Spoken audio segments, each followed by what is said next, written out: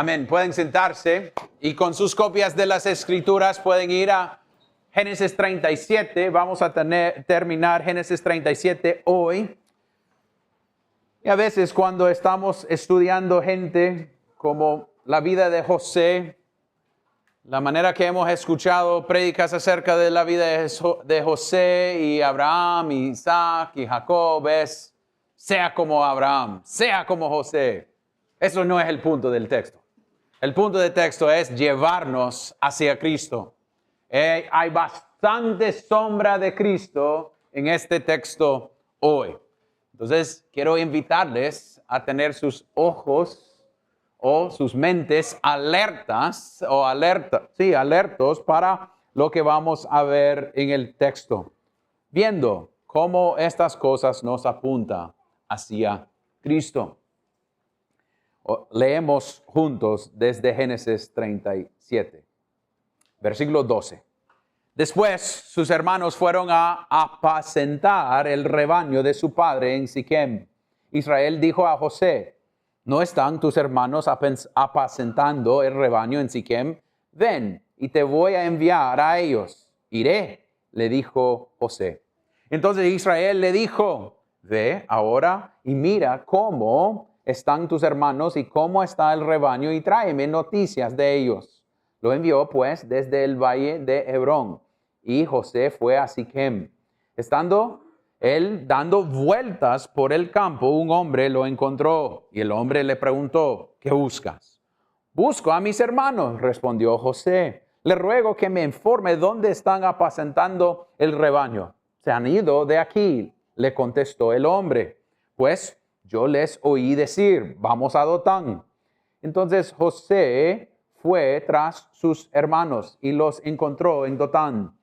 Cuando ellos lo vinieron de lejos y antes de se les acercara, tramaron contra él para matarlo. Y se dijeron unos a otros: aquí viene el soñador. Ahora pues vengan, matémoslo y arrojémoslo a uno de los pozos, y diremos: una fiera lo devoró. Entonces veremos y en qué quedan sus sueños. Pero Rubén oyó esto y lo libró de sus manos y dijo: no le quitamos la vida.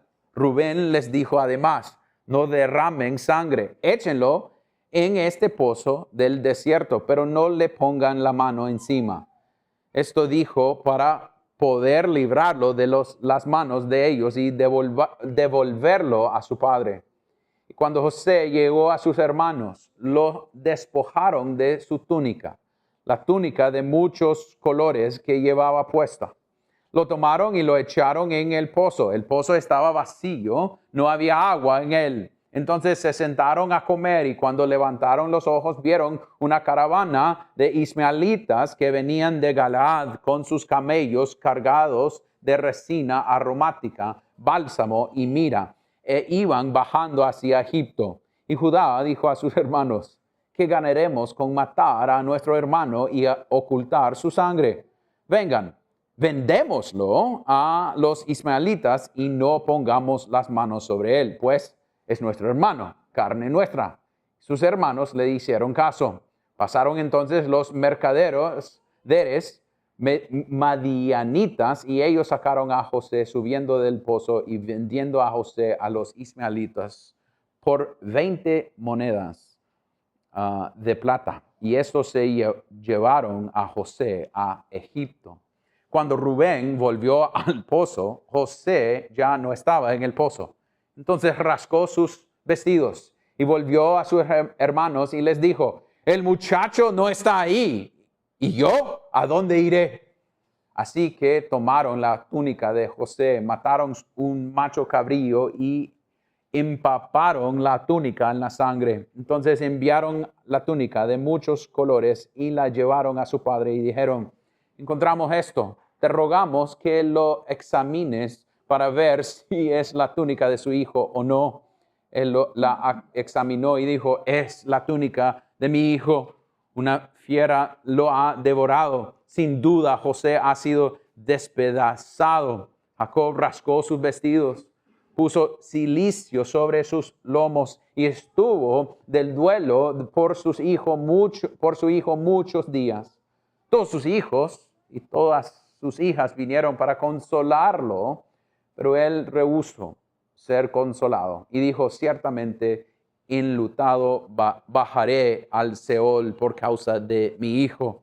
Y su padre lloró por él. Mientras tanto, los madianitas lo vendieron en Egipto a Potifar, oficial de Faraón, capitán de la guardia. Esto es la palabra de Dios. Oremos. Padre celestial, gracias por esta palabra. Ayúdanos a ver la profundidad de pecado que hay en este texto y aplicarlo a nuestras vidas. La profundidad de pecado que hay en nosotros. Pero también, oh Dios, ayúdanos a ver tu providencia en cada aspecto de lo que está sucediendo en este texto. Que no hay nada que está escapándole, oh Dios. Pero causarnos también a entender más profundamente el Evangelio. Entender que tú has enviado tu Hijo para nosotros, para que pudiéramos ser salvos.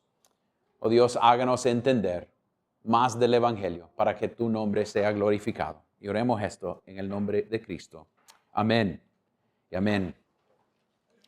No sé, para ustedes, niños, adultos, cualquiera persona, si ustedes tienen ciertos sueños, o podemos decir deseos, cosas que usted un día quiere que suceda, o algo que quiere lograr, o algo que quiere hacer, pero creo que todos lo tenemos.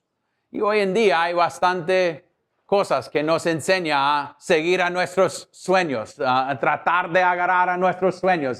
Busca lo que usted quiere hacer con su vida.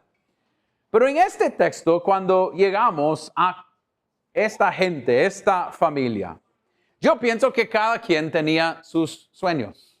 Cada quien pensaba en lo que querían hacer. Pero en este texto creo que encontramos a todos, puede ser, engañados o no logrando las expectativas de lo que ellos querían ver.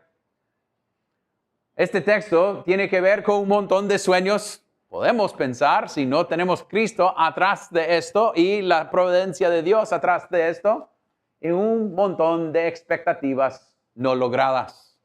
Piensa en José. Él acaba de dar esos sueños a sus hermanos y lo que veamos en este texto va a llegar a un punto a pensar, esto no es lo que yo esperaba. También Jacob, teniendo su hijo que él amaba, puede ser que al final de este texto está pensando, y sí está pensando, mi hijo ha sido matado por un animal. Esto no es lo que yo esperaba. O puede ser que los hermanos también llegaron al punto de estar mintiendo, aún dando palabras de ánimo a su papá después de la muerte, diciendo, aquí andamos mintiendo. ¿Cómo hemos llegado a este punto? Entonces es un montón de cosas que han sucedido, que puede ser que los sueños parecen quebradas o quebrados, que no es lo que yo esperaba. Y yo quiero decirle que puede ser que eso es lo que puede ser donde estás ahorita, hoy, con su familia, con su trabajo, con las expectativas de lo que usted tenía para su matrimonio, para sus niños, para su futuro. Está ahí pensando cómo funciona esta cosa. Y la primera cosa que yo quiero que nosotros veamos en este texto es, antes de llegar a la respuesta a eso, el crecimiento del maldad que veamos en este texto. El crecimiento de maldad que veamos en este texto. Veamos en versículo 12 que dice, después sus hermanos fueron a apacentar el rebaño de su padre en Siquem. Israel dijo a José, ¿no están tus hermanos apacentando en Siquem? Ven y te voy a enviar a ellos. Entonces iniciamos con José siendo enviado y tenemos que tener atrás en nuestra mente que antes él estaba dando un reporte acerca de sus hermanos y ahora está siendo enviado otra vez para dar un reporte. Es casi qué debemos esperar de lo que va a suceder en ser enviado. Y Siquem es podemos decir, unos 80 kilómetros de Hebrón. Significa que su hijo de 17 años va a caminar 5 días para llegar a estos hombres. Significa que su papá no puede salvarlo. No hay nada que puede suceder. Y Siquem es un lugar donde los hermanos habían tenido problemas en el pasado. Entonces puede ser que su papá quería enviarlo para que él podía averiguar lo que estaba sucediendo. Pero está enviándolo y está llegando a un problema. Porque nosotros acabamos de escuchar la semana pasada que los hermanos andaban con envidia contra él. Y esa envidia está creciendo en ellos, porque en los siguientes versículos, en 14 dice, entonces Israel le dijo, ve ahora y mire cómo están tus hermanos y cómo está el rebaño y tráeme noticias. Entonces él se va y vamos a hablar de lo que sucede en 14 a 17, pero en 18, mire cómo está creciendo el pecado de estos hombres. Cuando ellos lo vieron de lejos y antes que se le acercara, tramaron contra él para matarlo. Y se dijeron unos a otros, aquí viene el soñador. Es decir, que él viene en camino y uno toque al otro. Y puede ser que era muy obvio, aquí viene José, ahí viene. Vamos, agarrámoslo y matamos a este hermano que está lleno de orgullo. Este que es el favorito, este que siempre recibe la atención de papi y mami, el que siempre es el mal, es algo malo para nosotros, pero el amado entre la familia. Es el consentido. Es casi decir, mire bien el consentido, agarrámoslo y hacemos algo con él. Y mire cómo su pecado inicia. Ellos dicen, vamos a agarrarlo y matarlo. Y después empiezan a hacer su mentira juntos. No separados, no es uno que piensa, hagamos esto. Mire, ellos hacen casi un acuerdo. Y se dijeron unos a otros, aquí viene, ahora pues vengan, matémoslo, arrojémoslo a uno de los pozos y diremos, una fiera lo devoró. Entonces veremos en qué quedan sus sueños.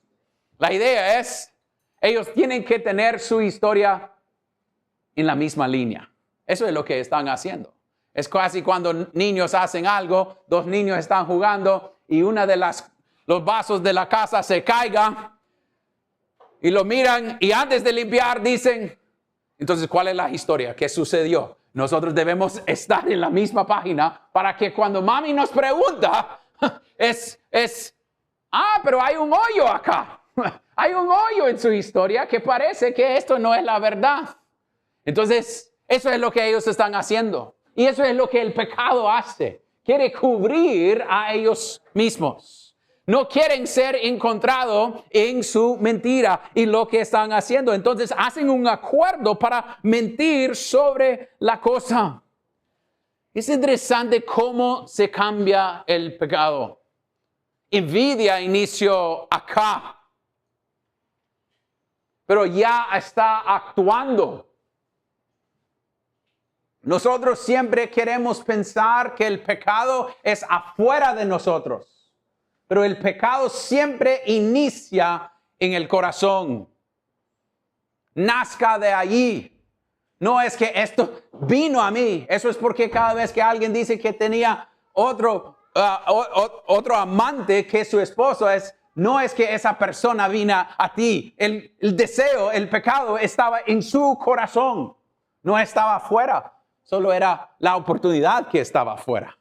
El deseo era en su corazón. Ellos tenían envidia y ahora fíjese que estamos a unos 100 kilómetros de papi. Y no hay nada que él puede hacer. Aquí está la oportunidad de pecar y nadie lo va a saber. nadie, y si nosotros tenemos un acuerdo, vamos a estar bien. Y nadie va a saber. Pero Dios se nota. Dios se nota en cuenta. Nosotros vivimos coram Deo. Puede ser que nuestras palabras que nosotros decimos contra otros en privado, nadie lo sepa. Dios sí lo sabe. Puede ser que las cosas que deseamos en nuestras mentes y corazones que son pecaminosas, nadie lo ve. Pero Dios lo vea. Él lo sabe.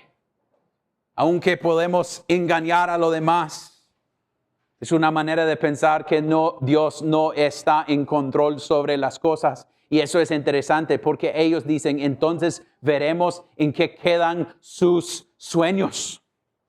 Calvino dice en esta parte que lo que ellos quieren hacer es callar la boca de Dios. Porque Dios había dado esos sueños a José. Y ellos no le gustaban lo que Dios había dicho. Entonces dijeron, no queremos nada con esto. Entonces vamos a hacerle que él no puede hablar de estos sueños. Pero Salmo 2 que dice que todos los enemigos de Dios pueden estar en contra de él, pero no puede ganarlo. Es decir, que ellos pueden tirar este man en el pozo, pero Dios va a causar que su palabra es verdad. Interesante cómo ellos quieren mostrar su poder sobre estas cosas. Y miren lo que hacen. Rubén trata de cambiar la situación, pero ellos, en versículo 23, dice, cuando José llegó a sus hermanos, lo despojaron de su túnica. Esa palabra de despojarlos es una manera de decir desollar un animal. Entonces, no es que están haciendo, hey hermano, venga, vamos a sacar, hey, vamos a tomar su túnica y ponerlo aquí al lado. No, él vino y lo atacó. Él vino y ellos atacaron a él y lo trató mal. No es una manera amable de lo que estaban haciendo. Y eso es porque me da interés que Rubén y también Judá dice, no pongamos manos sobre él.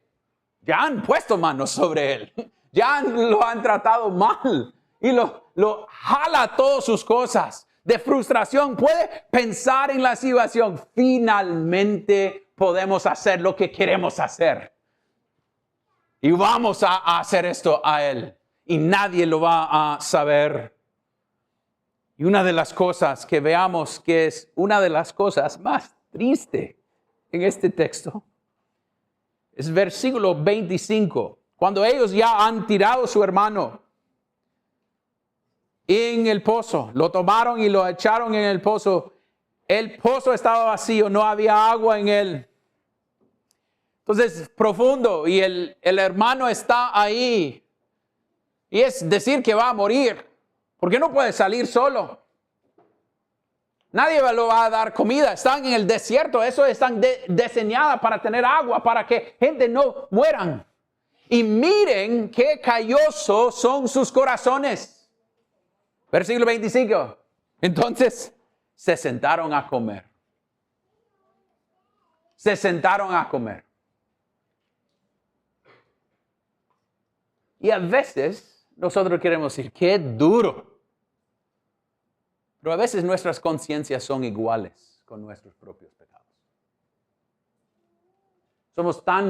Nuestros corazones son tan duros de las maneras que nosotros quejamos o no estamos contentos o odiamos a otra gente y guardamos resentimiento o tenemos rencor o no cuidamos nuestras palabras o no guardamos nuestros pensamientos. Que ni nuestra conciencia está cauterizada hasta un punto que ni modo. Pero cuando llegamos a capítulo 42, en versículo 21, cuando ellos tienen están con su hermano, dice, pero cuando las habían devorado, no se podían, 42, 21, lo siento, 42, 21, dice, entonces se dijeron el uno al otro, José hablando, verdaderamente somos culpables en cuanto a nuestro hermano, no es José hablando, es ellos hablando, porque vimos la angustia de su alma cuando nos rogaba y no lo escuchamos. Por eso ha venido sobre nosotros esa angustia. Él está en el pozo. Rubén, Leví, Judá, ayúdame. Este cerdo es buenísimo. Y pienso en las veces de mi propio pecado. Y también tengo Cristo. Y casi no me enderece su sangre.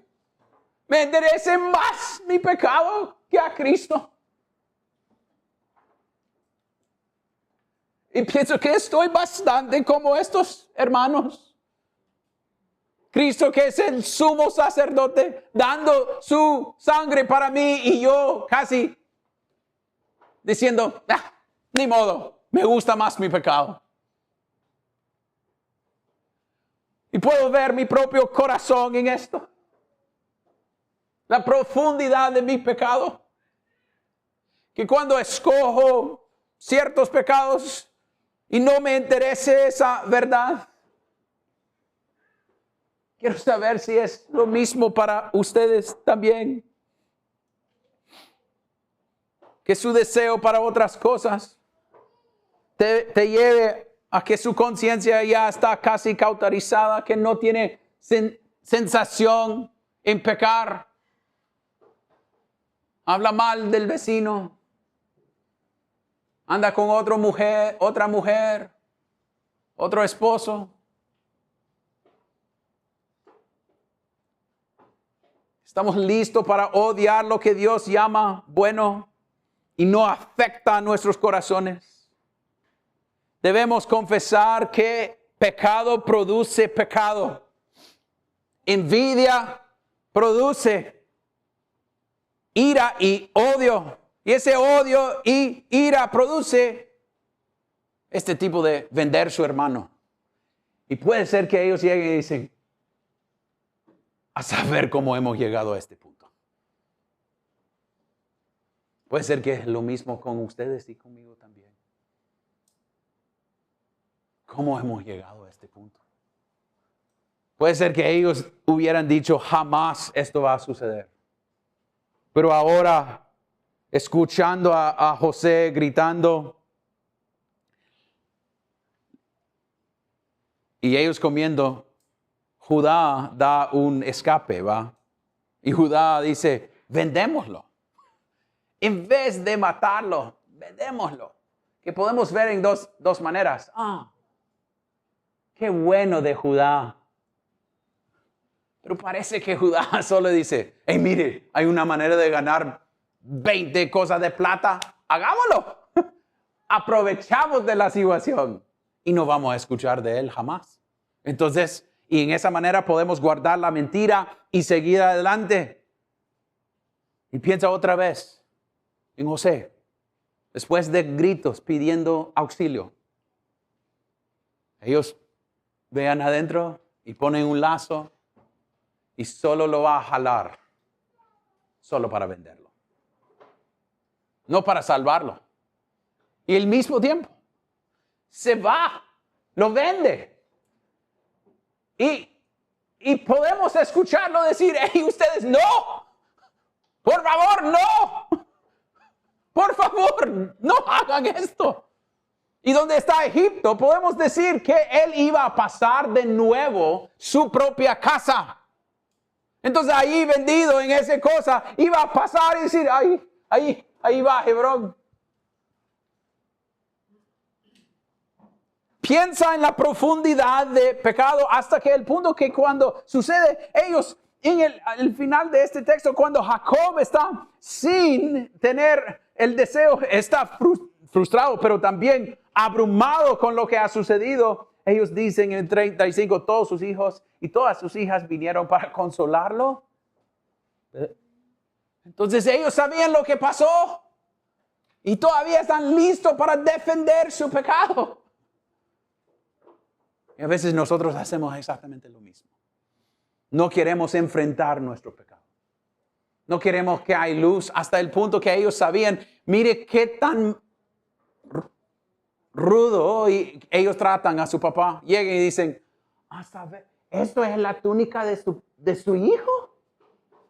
Cuando ellos lo odiaban por esa razón. Y cuando estudiamos esta cosa, debemos ver que es mentiras que han llevado a esta familia a este punto. Abraham mintió a otros. Después Isaac mintió, actuó mal. Jacob mintió. Después Jacob mienta a su papá. Y ahora ellos están mintiendo a él. Interesante. Abraham mintió a otros afuera. Después entre a la familia que están mintiendo entre padres y hijos. Veamos cómo estas cosas se acercan. Porque pensamos que podemos jugar con pecado. Pero no es la verdad. Es como se va el agua en el sanitario. Más abajo. Y pensamos que, pero con mi pecado puedo aguantarlo. Yo quiero animarles a ver esa verdad hoy. Su pecado no es algo que usted puede controlar. Y la semilla de cualquier pecado ya está en su corazón. Ya existe. Y puede caer en cualquiera de los pecados. Cualquiera. Aunque usted dice, jamás. Eso es la primera alerta. Jamás pudiera hacer eso. Uy, ojo. La oportunidad no ha llegado con el deseo. Entonces, cuidado con eso. Pero la segunda cosa que debemos ver en este texto es la providencia en este texto. La providencia de Dios en todo este texto.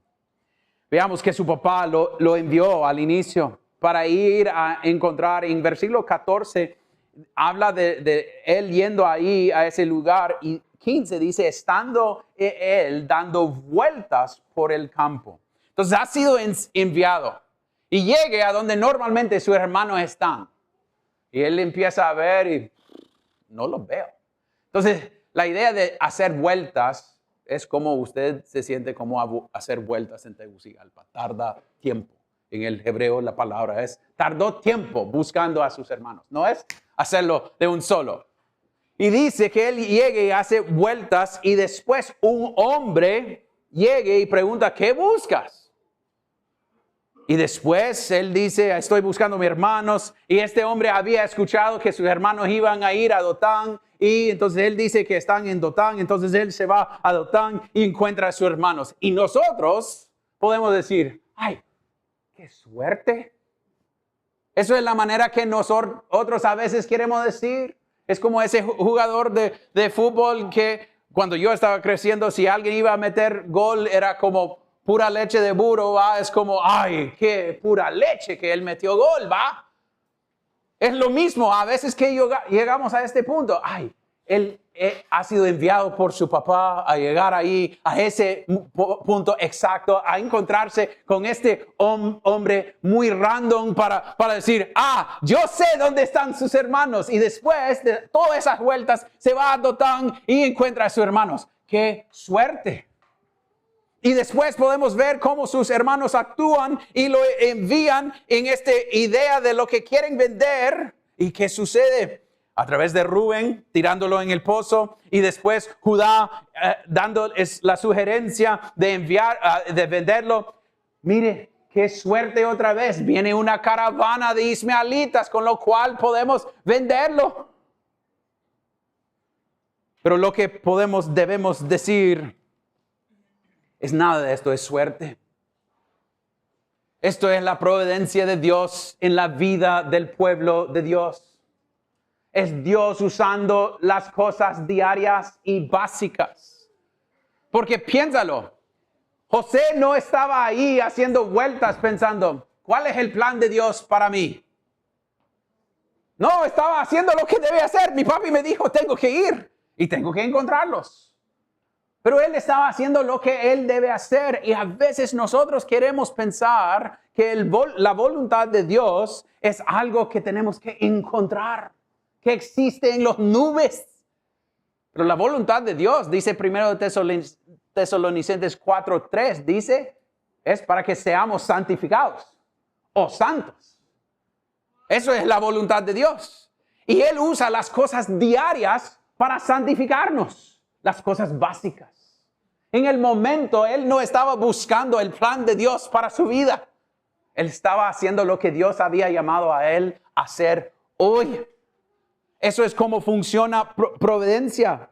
Eso es nuestra confesión de fe. Dice Dios, el gran creador de todos, sostiene, dirige, dispone y gobierna todas las criaturas, acciones y cosas, desde la más grande hasta la más pequeña, por su sabia y santa providencia, conforme a su presciencia infalible y al librar el inmutable consejo de su propia voluntad. Las cosas grandes y pequeñas. Usted puede estar yendo y haciendo cosas pensando, no sé lo que estoy haciendo. Estaba hablando con alguien ayer acerca de su trabajo y le pregunté, ¿disfruta? No, como es aburrido. Pero me dijo que es creyente.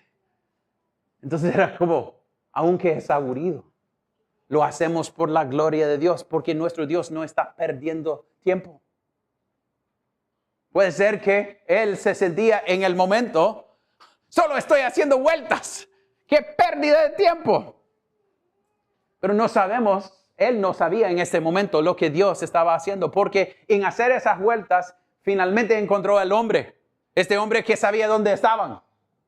Y después se fueron a Dotán. Y al llegar a Dotán, fijo en ese momento, y unos momentos después pasa a ser caravana. Mire la providencia de Dios en las cosas básicas.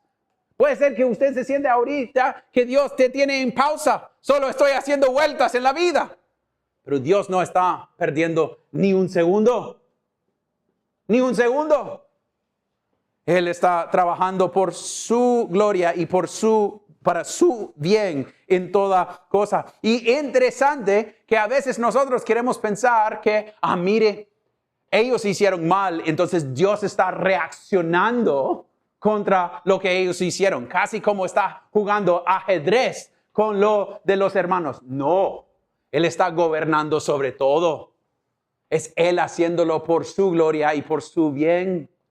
No es para decir que Él está reaccionando. No tenemos un Dios que reacciona así. Él está haciendo esto por su propia gloria y no está perdiendo tiempo. ¿Y a dónde podemos aterrizar esta parte? Es la idea de puede ser que sos mamá de casa y está en esa época de la vida que es una pesadilla. Es una bendición, pero es difícil. Y parece una vuelta. Pero Dios no está perdiendo su tiempo. Está santificándole y santificando a sus niños. O puede ser que está en una situación de trabajo que es muy difícil. O en un matrimonio muy difícil. O puede ser que está esperando algo. Quiere casarse, quiere tener niños y quiere todas esas cosas. Pero es lo que deben hacer con esas cosas es dónde debemos ir. ¿A dónde podemos caer con estas providencias? Es entender que nuestro Dios es bueno y está haciendo todo por su gloria y para nuestro bien. Es predicar nuevamente las promesas de Dios a nuestros corazones. Eso es lo que veamos en la vida de José. José tenía las promesas en su mente. ¿Cómo podemos saber eso? Porque José nunca jugó la víctima. Nunca llegó a decir, cuando tengo chance, si llegue, los voy a reembolsar. Yo les voy a repagar con lo que ustedes hicieron a mí. No, lo que él tenía presente en su mente eran lo que Dios había dado, esa promesa. Eso es porque cuando llegue al final y tiene su encuentro con sus hermanos, lo que ustedes tenían para mal, Dios tenía para bien. Aunque puede ser que estamos viviendo con cosas iniguales o injustas y pensamos que es malo y esto no es justo y esto, y nosotros tenemos que finalmente enfrentarnos con la providencia de Dios en nuestras vidas y confiar en sus promesas. La voluntad es que a través de cualquier cosa que usted está pasando ahorita, Dios está santificándole, haciéndole más como Cristo. Y con duelo en mi corazón como su pastor, yo sé que algunos están pasando cosas difíciles. Matrimonios, trabajo, cosas con niños, cosas con familiares en otros lados. Un montón de diferentes cosas, luchas con su propio pecado, tratando de matarlo, diciendo, estoy en lo mismo otra vez. ¿Qué está haciendo Cristo? Y lo que yo puedo decirles es, su alivio no es, sea como José. No, su alivio es tener las promesas de Dios presente. Y no deje de tener esas promesas presentes. Esto duele. Y podemos ir como David hizo. Oh Dios, aún no entiendo. Pero tu plan, su voluntad es perfecto. Aunque yo no puedo ver atrás del velo y entenderlo perfectamente. Y puede ser que días más difíciles vengan o días más fáciles vengan, pero lo que debemos pensar es cómo aplicamos estas promesas a nuestras vidas en el momento. Y eso nos corre a punto número 3, y que es el José mayor, que es Cristo. Podemos ver en este texto varias cosas que nos da tipos de Cristo. Piénsalo en lo que sucedió. Su papá lo envió. Cristo fue enviado por el Padre. Y cuando fue enviado, la diferencia entre José y Cristo es, José no sabía lo que venía en camino, pero Cristo sí sabía. Cristo sí sabía.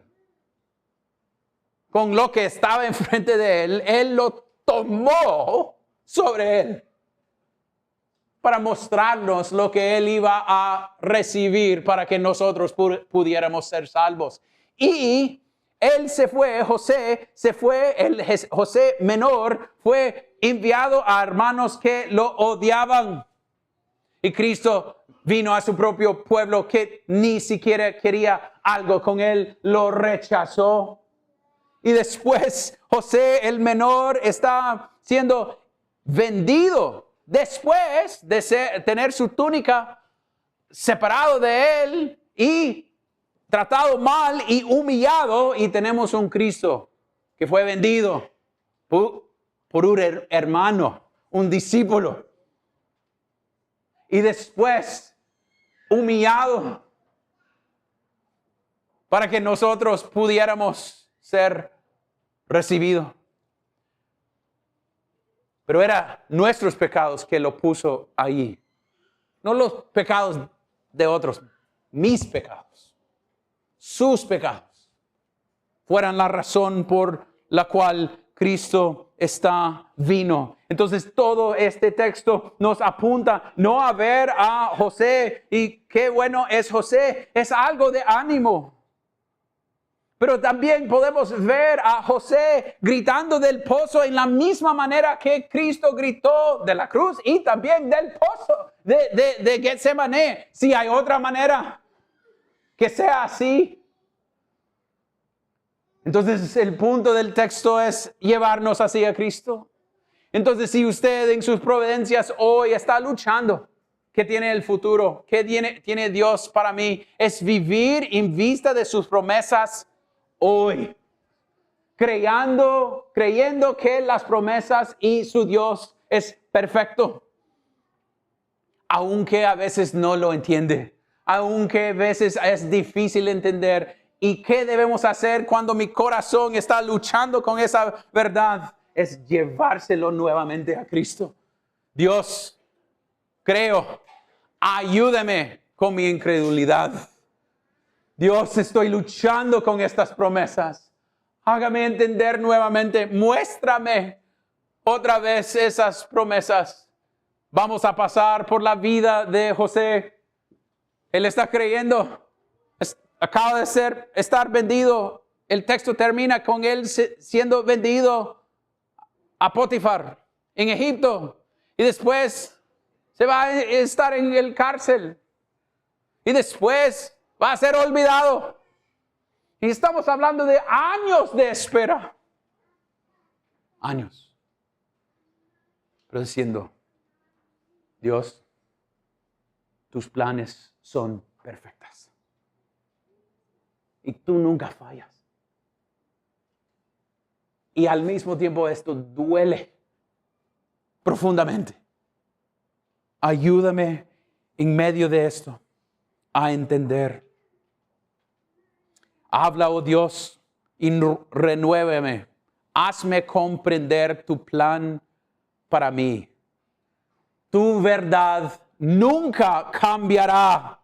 Resonará por la eternidad. Puedo esperar tus promesas, por fe andaré, pues conmigo estás. Levanta, oh Dios, tu iglesia y en la tierra reine tu gloria. ¿Qué puedo decirles en donde está hoy? Si sos creyente, la promesa que tenés es la misma promesa que ellos tenían y la misma que Cristo dio a su iglesia, y Él prometió a los discípulos: yo estaré contigo. No es Cristo contigo en cada momento de tempestad y lucha, y cada momento fuerte. Si sos creyente, no estás solo, aunque se siente solo, no estás solo. Entonces corre a Él, depende de Él, descanse en Él, porque Él es suficiente, Él es bueno y está haciéndolo por su gloria y por su bien. Padre Celestial, gracias por esta palabra. Oh Dios, hay bastante más que podemos decir. Pido que tú aplicas a través de tu Espíritu Santo un mejor sermón de lo que ha sido predicado. Que nosotros podemos entender tus providencias en nuestras vidas, que son diseñadas, regaladas específicamente para cada uno de nosotros, para que podamos ver y entender más de tu gracia en nuestras vidas. Ayúdanos, nosotros no vamos a despreciar esas providencias, aunque duelen, y aprender de esperar, sabiendo que tú no estás perdiendo tiempo. Pero Dios, ayúdanos en esos momentos de desesperación, que podemos encontrar consuelo, no a través de solo llamadas o platicando con gente, que eso ayuda, pero finalmente que podemos encontrar consuelo en el Evangelio, en Cristo, en ti mismo, oh Dios. Oremos esto en el nombre de Cristo. Amén.